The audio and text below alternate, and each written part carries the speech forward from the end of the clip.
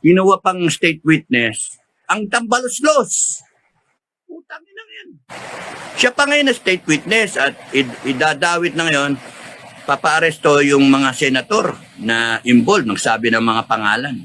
Escudero, Jinggoy, Joel Villanueva. Follow like here, no? Itong investigasyon na to, itong nangyari na to, nagsimula sa Congress. Sa Congress. Tapos noon, sila ang nagpapakita ng mga kayamanan at yung mga anak nila nagpapakita ng mga na brazenly pinapakita sa sosokmin na 700 million na bayad. Gulat ako noon, ngayon ko lang nakita, ngayon ko lang nalaman, meron palang ganun, isang kainan, 700 million, 759 million, 120 million. Putang na mga yan.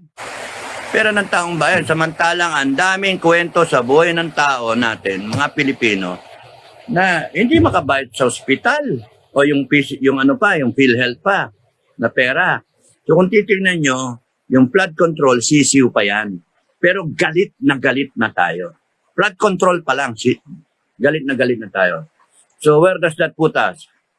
Wala kang maasahan sa investigasyon.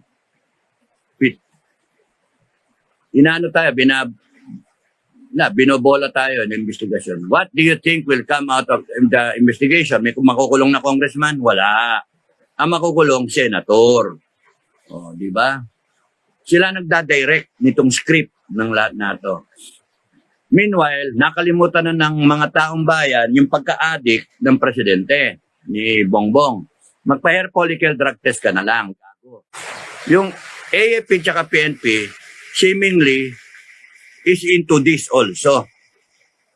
Dapat mo pa yung AFP, PNP, nagsabi, Mr. President, magpa-hair follicle drug test ka. Ang mali sa training ng AFP at PNP, masyado tayong ganyan, structured, no? Structured tayo masyado.